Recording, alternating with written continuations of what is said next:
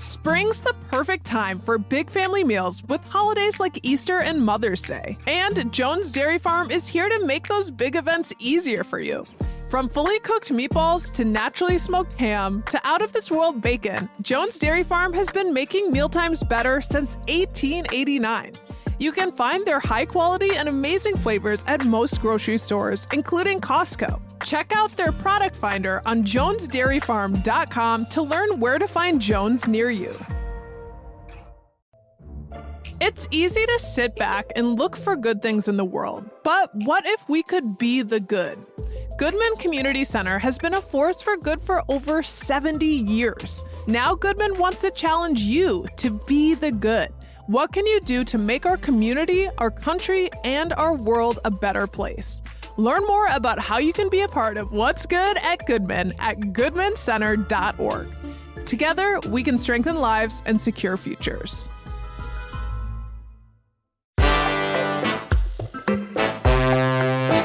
Today on CityCast Madison. Welcome to the Friday News Roundup. We saw a couple of shakeups in our recent election, a number of UW students had their visas terminated, and major protests will continue in our city. It's Friday, April 11th. I'm Bianca Martin, and here's what Madison's talking about.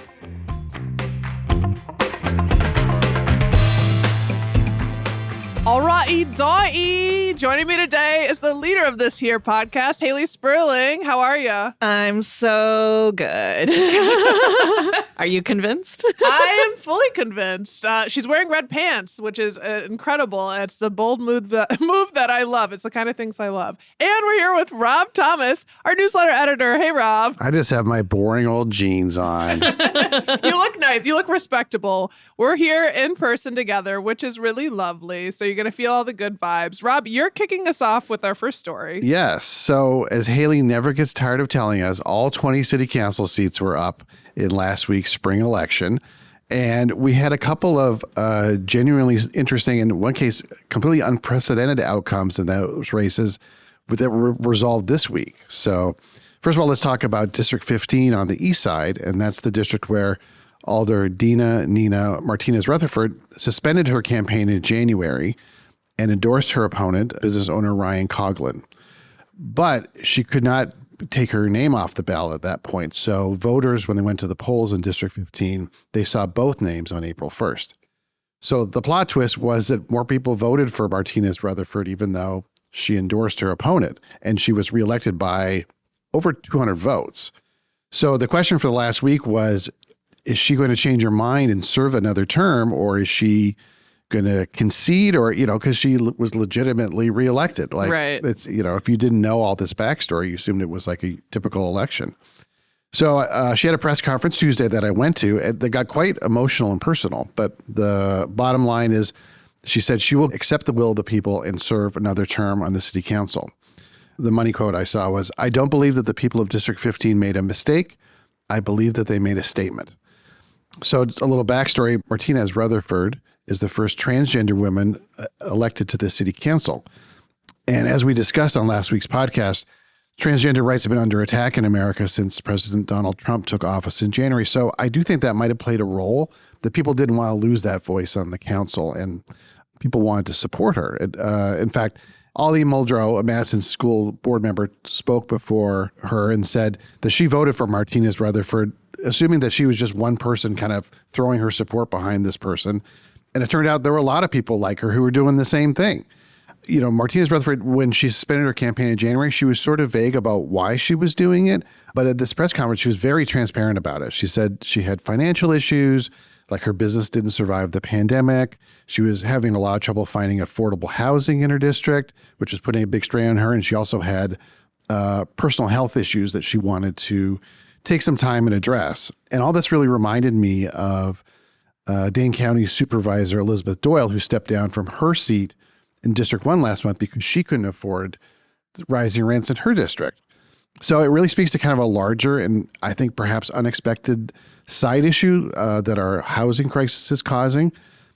If it's changing who can live in Madison and Dane County, it's also changing who can represent us, right? Will we be able to have a political body that truly represents all of Madison and our interests if only a slice of the population can afford to live here. So it was the press conference was really interesting. Like, I was not expecting it to get that emotional. She was obviously really touched and grateful that people showed up and vote for her, even though she told them not to. So it was interesting. And so I think those issues really remain for her, but I think she's now going to be back on the city council to, speak out about them. So I think that's great. She's so beloved by the people in her district, by the people of Madison in general, and her winning. And this was hundreds of votes separating her and her challenger. So clearly, people really liked her and they really appreciated seeing her represent them in their district. So it's an interesting sort of like Cinderella story, I guess. But also, like you said, Rob, it's just such an important time, I think, for trans visibility and making sure that all voices have a seat at the table. I think this really opens the door to the larger conversation, like you said, about who can afford to live in Madison, who can afford to represent Madison. And that's something that we want to explore here on this podcast. So yeah, we'll definitely be diving into that more, but I'm excited. It's nice that people showed up and they showed out and they voted with their hearts and their minds, because again, like you said, she effectively dropped out in January. Yeah. And she didn't just endorse Ryan Coughlin. She was like sitting down and helping him, assuming he would get elected so he could hit the ground running to represent the district. Like she was all in on the transition and making sure. And as she mentioned, nobody did that for her when she was elected. Mm-hmm. So I do think that speaks to the fact that she really has her heart in that district and they've got her back. So. Yeah, I guess I'm not surprised that the news conference got emotional, because as I mentioned last week on the roundup, when I heard the news that Dina Nina was suspending her campaign, I cried, and y'all all saw me, it just happened in the moment, because it's an emotional thing and it's an emotional time for transgender people and the community and allies and transgender rights in general. And on top of it, her saying she can't afford to represent us, that's also really upsetting, that people that we want to represent us can't afford to be here. It's wild. And then the other city council drama is taking place in District 19, where former Alderman Nino Amato lost to current Alder John Ugair by just 9 votes. Amato asked for a recount because it was within 1% of the margin. Within his rights to do. Within his rights. And that took place on Thursday. Ugair held on to his seat and won, which avoids some of the other drama involving District 19. There's some question about Amato could even represent District 19. He lived in a neighboring district, and the city clerk's office told him that state law allows him to move into the District 19 within 30 days of the election, but that's not true. State law says he has to reside there at least 28 days before the election. And while the city clerk's office admits it made a mistake, it's really up to the candidate to follow the rules. So, win or lose, candidates will be seated later this month. That's really an interesting situation that they're in. But as you said, it's within his rights to ask about, a recount. And, we're talking about due process with that story and folks' rights. We do have some major news coming out of UW around student visas that have questions around due process. So before we dive into that news, let's take a quick break.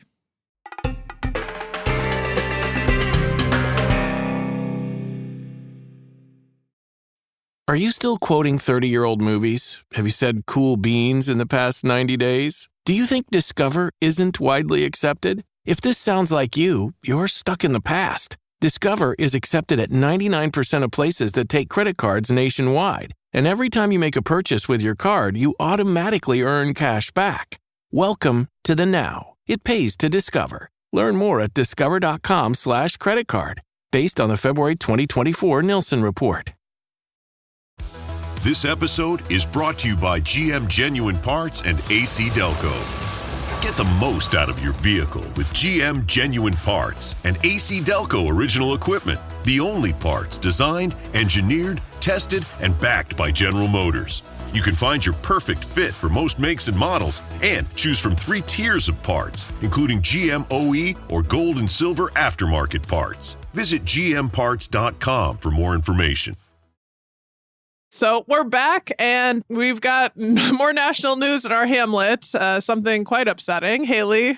Yeah, so something not so chill happened at UW and other universities this week. A handful of former and current international students at UW-Madison had their visas terminated by the Trump administration, which essentially means that these people have to pack up and leave right now.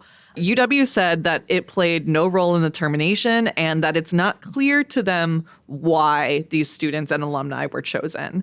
And to be clear, it's not just UW-Madison that this is happening. Student visas across the UW system were terminated. And according to national news outlets, international students across the country are losing their visas with no explanation. So back in March, Secretary of State Marco Rubio announced that the U.S. State Department had revoked at least 300 student visas. And it seems a bit arbitrary by who they're choosing.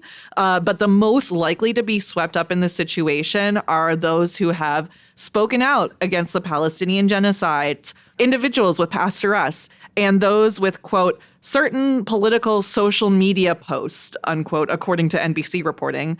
And this whole thing is really wrapped up in President Trump's larger immigration crackdown.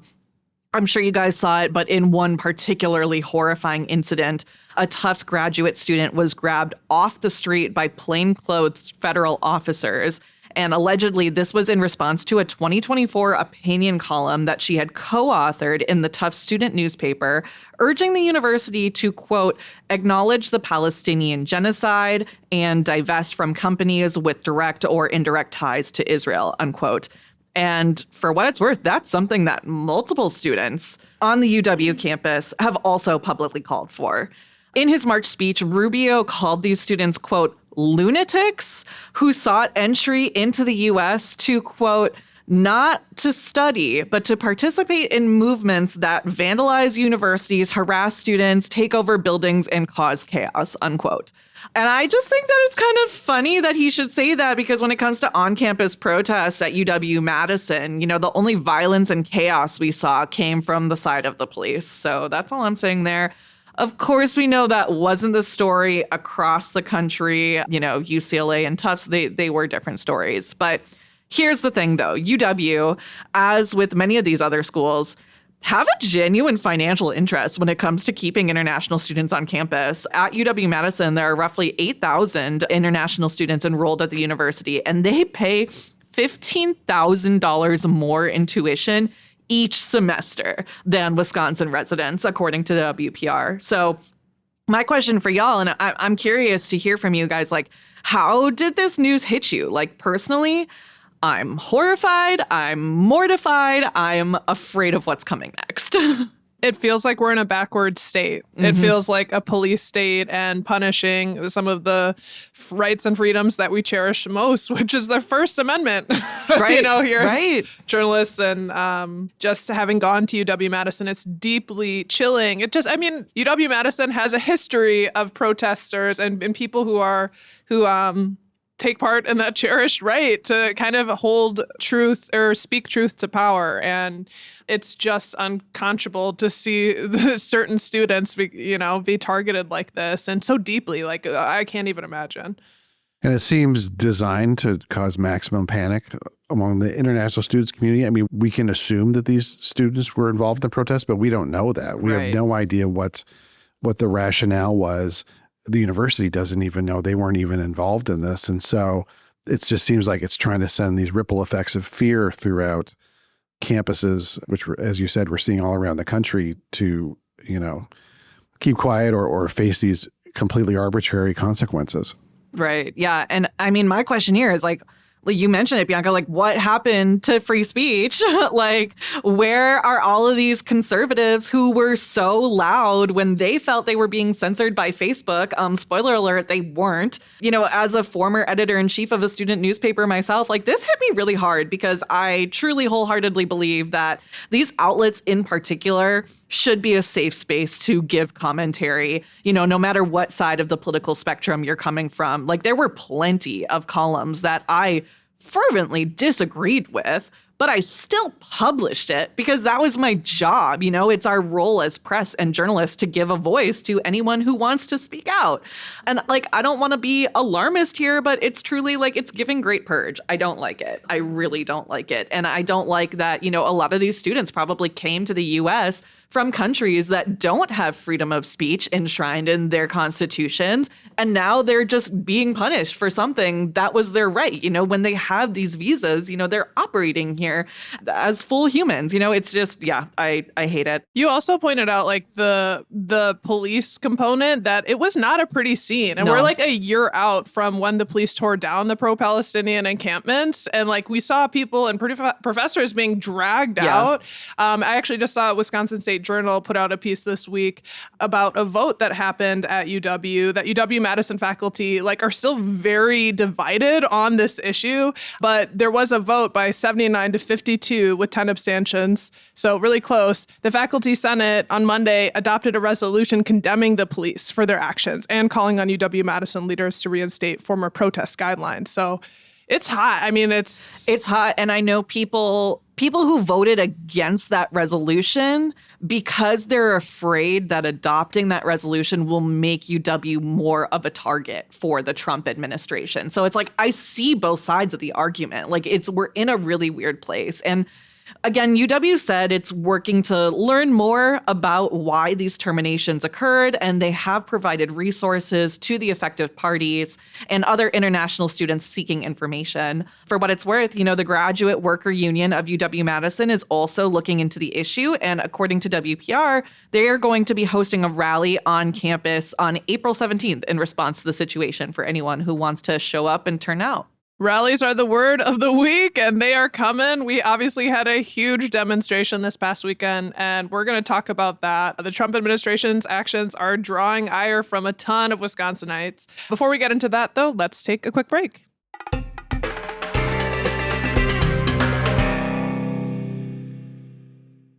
Anyone can follow.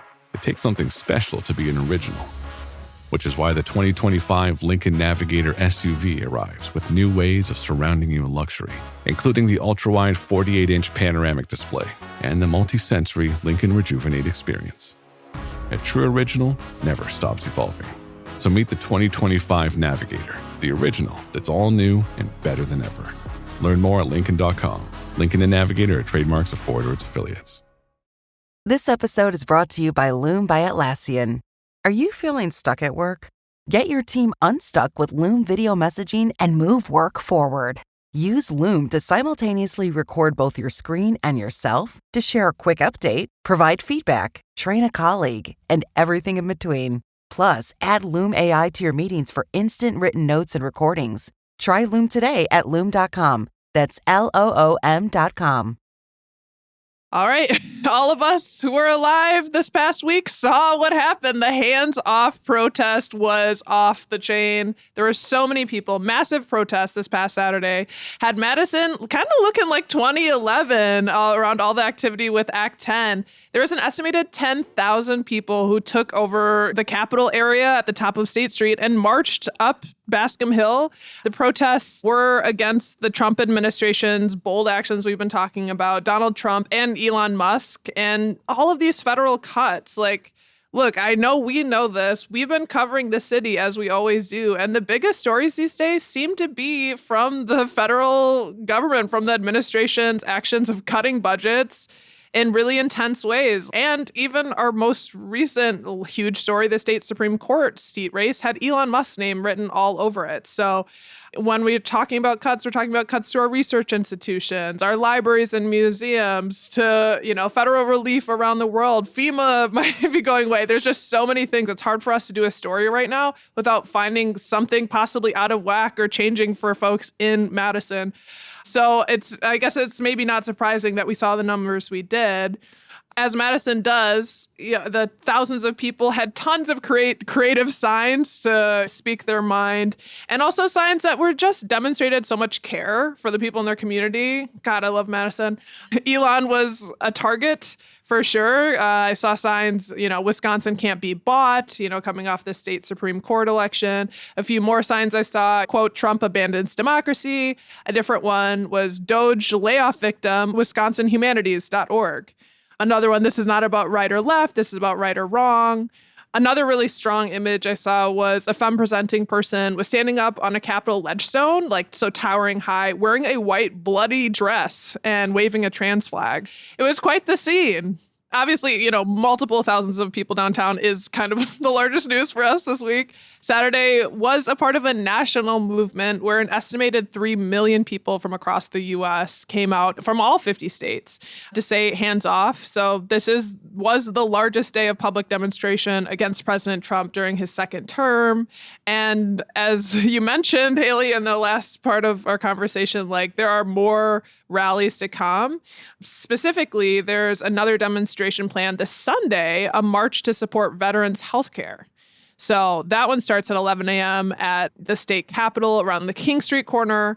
And that event says that the protest is against, quote, the ongoing and proposed 17% cuts to VA staffing. So Veteran Affairs Administration, which will result in severe reductions in healthcare and related service for veterans. This is a crisis, unquote. And then there's another nationwide anti-Trump administration demonstration planned for April 19th. The organizers of that are hoping for the same sort of outcome and have thousands of people coming out, and I assume also here in Madison. So I don't really expect the protesting to end.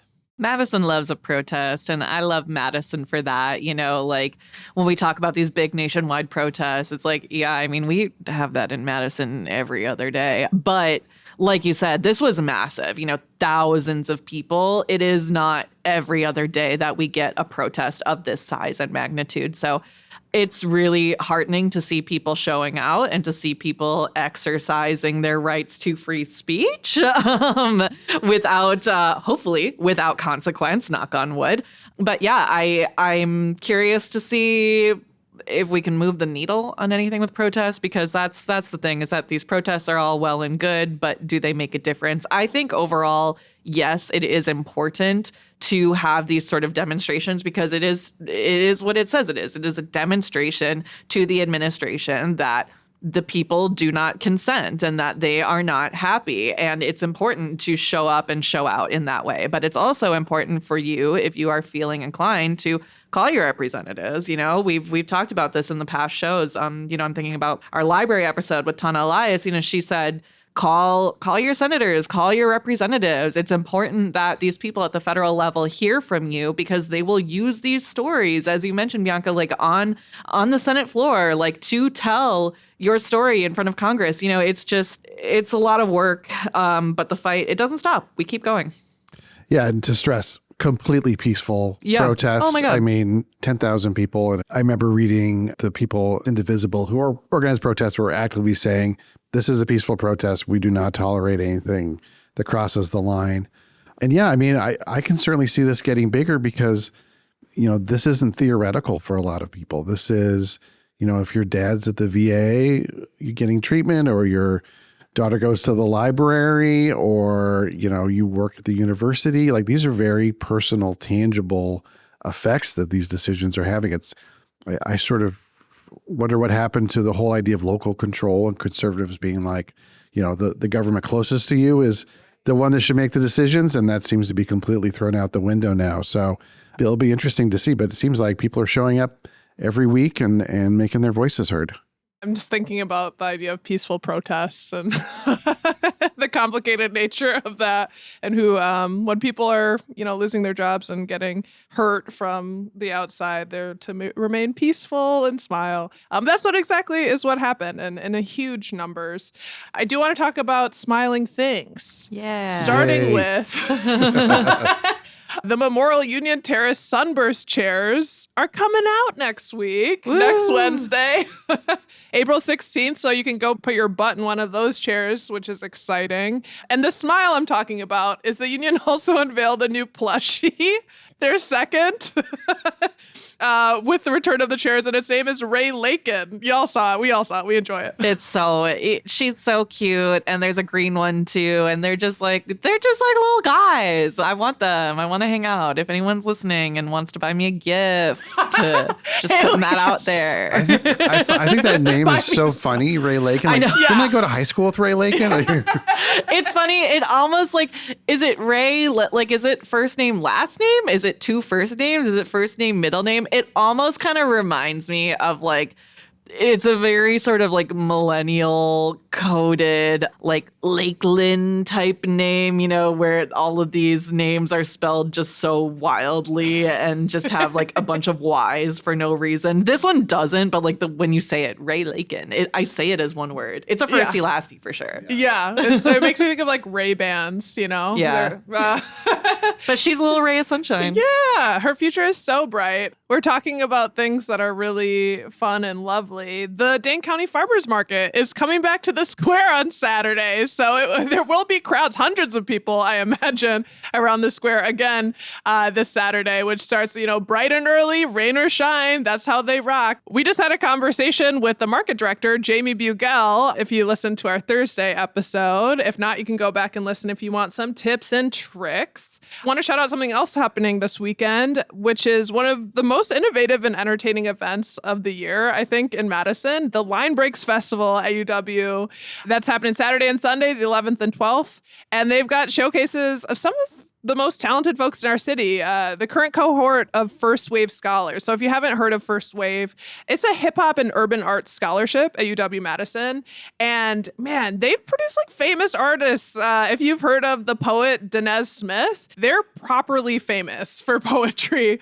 And they were in that program. And I've got a lot of friends who were in it and just intensely talented people. And so these programs are just like a shock to the heart of life and light and all of the things. And the category of it is new aesthetics and contemporary hip hop and interdisciplinary performance art. So if you're free and interested, check that out this weekend. Rob, you've heard of this, right? Oh, yeah. I mean, I've been covering it for a lot of years. I think this was the first hip hop program at a campus, and it's incredible the people they bring to Madison, and it's incredible the people they send out of Madison as graduates. So it's a great program. It's a gem. It's a shining light. We're ending on a bunch of shining lights. Sarah, if you're listening, we met Sarah this week at an inspiring event, frankly, about innovation and progress in Madison at the Black Economic Hub. It was the culmination of the Madison Forward Fund, which is Wisconsin's first guaranteed income program that kicked off in 2022, and they had results. So we went, and then Sarah, you came up to us with such joy and light about your love for the show and how it's helped you and it's helping you like navigate Madison, having come here from California. We love you. Thank you for those good vibes. Like, thanks. It was so nice. I mean, she was so sweet, and it just made me so happy. I mean, the event we were at was just truly inspiring, and I think I've said the word heartening so many times, but it really was very heartening to see the community come together and just do something really, really good. This guaranteed income program is such a bright light in our city, and to hear that it's been successful and to hear, that we're not done with it yet, it's exciting. The whole event was lovely. It was lovely, and the mayor lovely. Spoke. Yes, nice to see the mayor. The place was packed. And it was nice to meet people who enjoyed our work as well. So shout out to Sarah. We love you. And all the Sarahs out there, please come talk to us. Yeah. Well, appreciate y'all. As always, this is a blast. Thanks for rounding up the news with me this week. Haley Sperling. See ya. See ya. And Rob Thomas. See ya.